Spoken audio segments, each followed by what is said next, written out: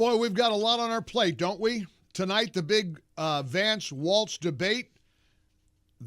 That's going to be, I think, a game, maybe not a game changer, but an exclamation point on the successful Trump candidacy. Don't look now. Trump is gaining all over the place.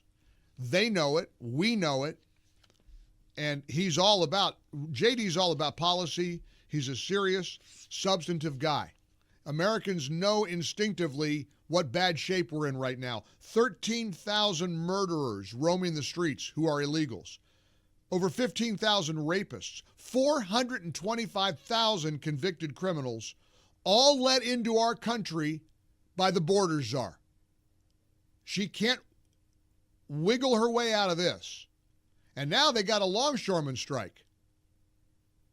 Think what a normal news media would be doing to the sitting administration if you got a longshoreman strike.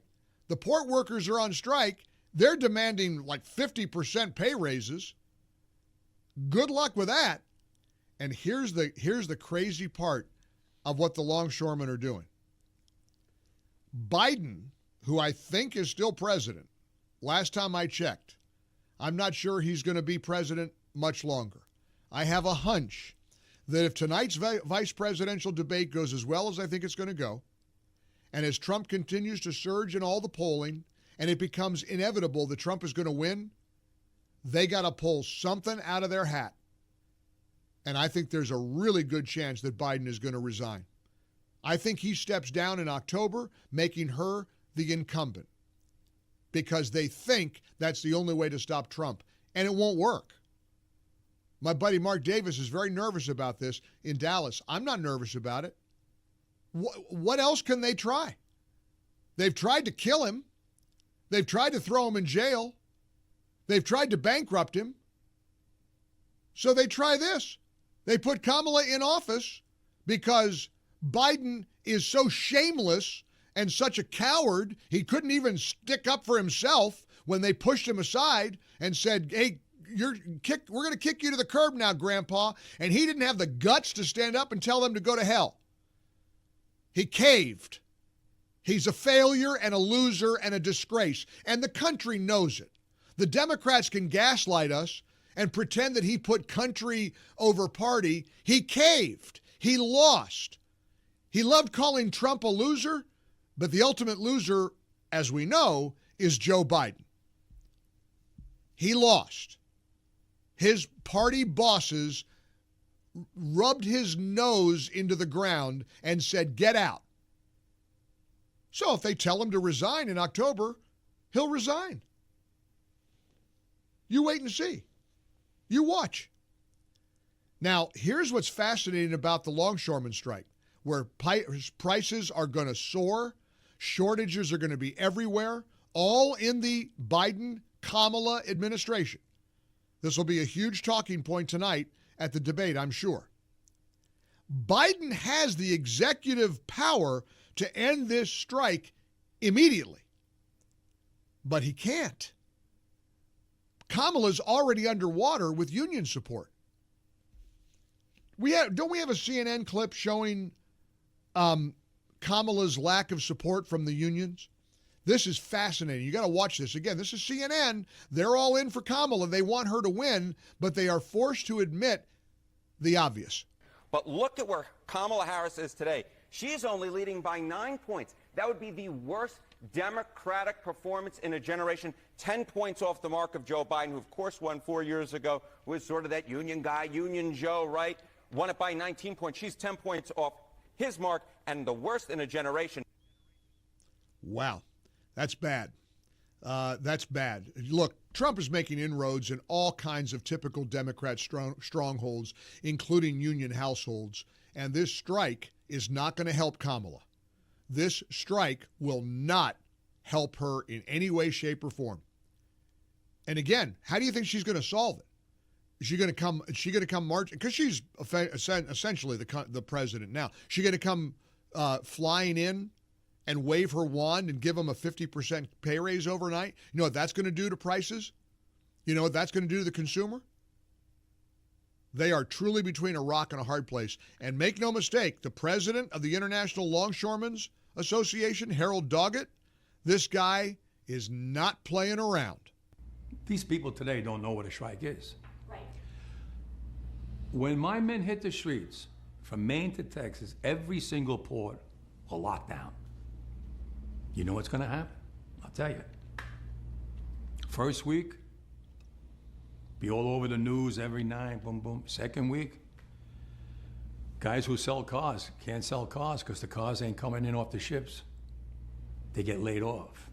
Third week, malls start closing down. They can't get the goods from China. They can't sell clothes. They can't do this. Everything in the United States comes on a ship. They go out of business. Construction workers get laid off because the materials aren't coming in. The steel's not coming in. The lumber's not coming in. They lose their job. Everybody's hating the longshoremen now because now they realize how important our jobs are. Now I have the president screaming at me, I'm putting a Taft-Hartley on you. Go ahead. Taft-Hartley means I have to go back to work for 90 days. That's a cooling off period. Do you think when I go back for 90 days, those men are going to go to work on that pier? It's going to cost the companies money to pay their salaries. Well, they went from 30 moves an hour maybe to 8. They're going to be like this. Who's going to win here in the long run? You're better off sitting down and let's get a contract and let's move on with this world. And in today's world, I'll cripple you. I will cripple you. Wow. Hey, the mainstream media doesn't have the guts or the integrity to tell you this, but I'm happy to. The longshoremen have Kamala Harris between the proverbial rock and a hard place. This is catastrophic for Kamala Harris. If a Republican president had his or her head on the chopping block over this, that's what the media would be doing. They would hang this around the neck of President Trump, and incidentally, this would never happen under President Trump. You know it and I know it. Wouldn't happen. Trump would have never let it get to this point. It's with everything else. Immigration, the economy, the world scene. He would never let things get to the point that Joe Biden and Kamala Harris have let conditions devolve into today. It would never happen under Donald Trump's watch. But it is under Kamala Harris and Joe Biden. She's trying to fool you into thinking that she hasn't been part of the last 4 years. Good luck with that. Trump's going to win. Just want you to understand that. And J.D. Vance, J.D. Waltz and Tim Vance. J.D. Vance is going to slam the lid on that. You wait and see. 800-655-MIKE. We're in the Relief Factor studios. I want you to join us. I always put your calls front and center. Tell me what you think about all that's playing out right now in America, in the world. We've got Israel being threatened by a retaliatory missile strike by Iran. We've got thousands of illegals who are convicted criminals, murderers, rapists, roaming the streets because of the border czar's open border policies. We've got just a mess on our hands. And now this strike very well could be the nail in the proverbial political coffin of Kamala Harris. We'll see if you see it the same way.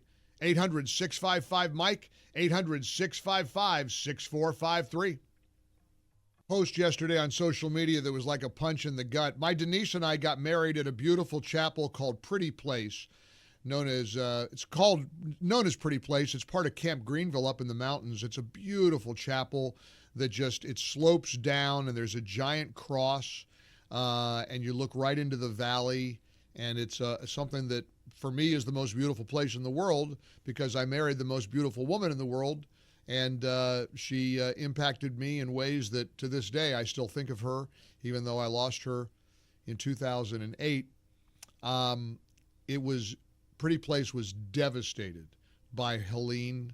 It looks like it was almost completely destroyed. However, the giant cross where Denise and I repeated our vows to each other in front of, still standing. It's still there.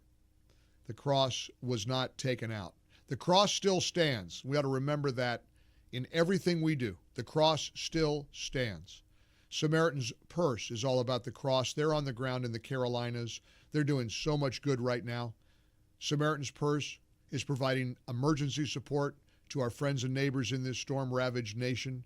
I saw President Trump with Reverend Franklin Graham of Samaritan's Purse the other day when Trump visited Valdosta. I think it was yesterday. You can go to MikeOnline.com right now, click on the Samaritan's Purse banner at the top of the page, or you can just text the keyword purse to 800-655-6453, and we'll send this back to you. Samaritan's Purse, incidentally, is a non-denominational evangelical Christian organization providing spiritual and physical aid to hurting people all throughout our country and the world. And they are really doing God's work. So if you want a place to help, I recommend you help the good people of Samaritan's Purse. Go to MikeOnline.com, click on that Samaritan's Purse banner. You can just text the word purse to 800-655-MIKE, or you can go directly to SamaritansPurse.org. Here's Gene in Georgia. Hey, Gene, what do you think about this longshoreman strike 5 weeks before the election? I think you're kind of right. I think what's going to happen is Biden's going to step down. He's going to put Kamala in, and Kamala's going to come in and save the day and say, look, I'm a big union person. But this is where Trump needs to seize on why we need to bring our stuff back to this country and stop having China make all our stuff. And I think he can seize on that, and that'll tell people, yeah, we need to stop. And he will, but here's the thing. I mean, I keep hearing people say, well, maybe she'll save the day. She can't save the day. How's she going to save? You know what they're demanding? You know how much? I heard 70% increase in their pay. I would like a 70% increase on my pay too. Wouldn't everybody? So at the end of the day, Kamala's stuck. And she can't tick off there's another clip. We played one from this longshoreman president, but there's an even better one where he gave an interview today to Fox News. I'm going to play that for you here in a few minutes as well. Things are going to get wild. Things are going to get really crazy. And so we're in trouble here in America. Prices are going to continue to skyrocket. And the longshoremen say, their big reason, inflation, prices, wages. Israel continues to hit Hezbollah as we speak. An attack from Iran is looming.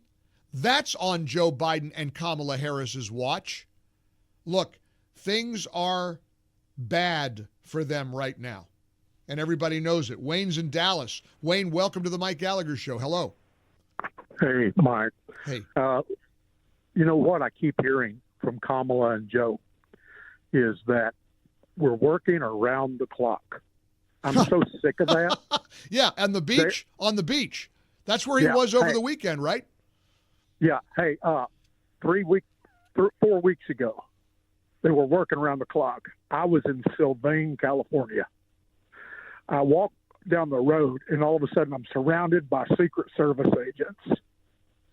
And I heard that Joe Biden was working around the clock. Well, guess what? He wasn't. Jill Biden got out of that black SUV, surrounded by Secret Service, went into a bookstore. Joe was inside that SUV, asleep.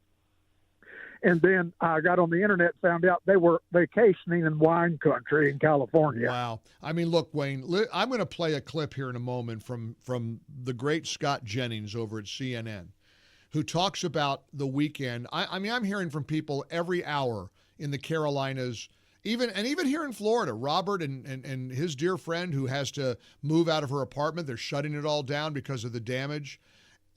Chimney Rock, parts of Asheville are gone.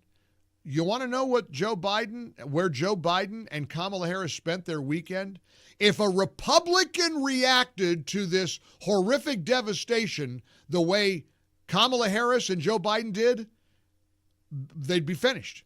Well, they are going to be finished, and it's going to come November the 5th. Where do you hear how Scott Jennings characterizes the optics of Kamala Harris and Joe Biden this past weekend? It's brilliant. Get ready.